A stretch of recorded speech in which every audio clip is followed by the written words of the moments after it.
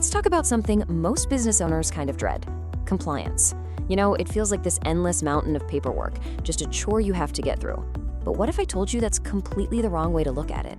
Let's get into this, because what we're talking about today could literally save your business. So, is it? Is it really just about filing some forms on time, ticking a few boxes? Is it all just red tape designed to make your life harder? A lot of people sure think so. And honestly, that kind of thinking can be a catastrophic, and I mean catastrophically expensive mistake. Because here's the truth. Compliance isn't the burden. It is the safety net. It's that thin, almost invisible line that separates a business that's thriving from one that can be completely wiped out by one bad day. And I want to show you exactly what I mean with 3 real-world stories. Okay, so our first story kicks off on what seemed like a totally normal day at a pretty successful company. No one had any idea that by the end of it, they'd be facing a disaster. And it all came down to a single expired piece of paper. You heard that right. It all started with a simple kitchen cupboard. Marie, she's an admin assistant, was just trying to get some cups for a big client meeting.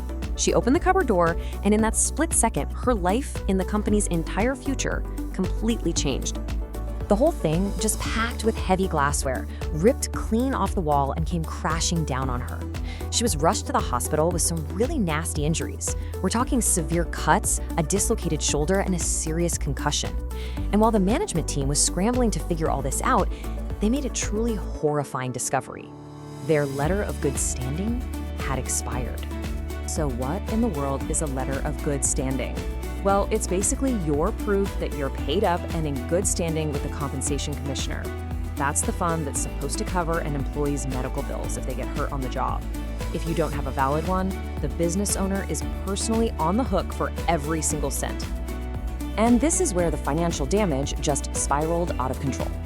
First, Marie's medical bills came in at over 150,000 Rand, which the company had to pay right out of its own pocket. Then, the Department of Labor slapped them with a 50,000 Rand fine for being non-compliant. But here's the real killer blow.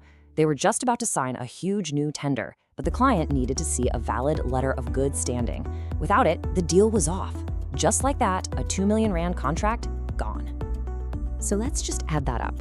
From one falling cupboard and one expired document, this company took a direct financial hit of over 2.2 million Rand. Just let that sink in for a minute. All right, let's look at another story. This one isn't about a sudden, dramatic accident. This is about how a simple oversight can just slam the door shut on growth. It's about a massive opportunity that came knocking and then just walked away. This here shows you the 2 roads a business can go down when a big opportunity, say a government tender, pops up. Think about all the work that goes into that proposal, right? The late nights, the planning.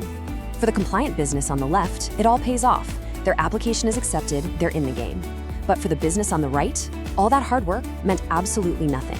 Their application was rejected instantly.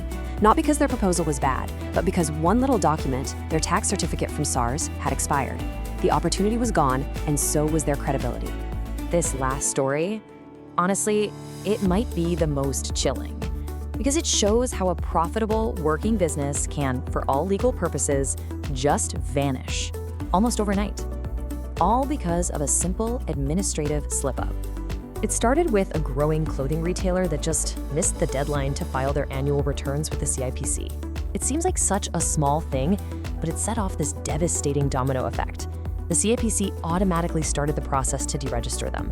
Before the owners even knew how serious it was, their company legally stopped existing. And then, their bank accounts were frozen. Can you imagine trying to pay your staff, your suppliers, and you have zero access to your own money? Every single contract they had with landlords, with clients, was suddenly null and void. The business was just gone.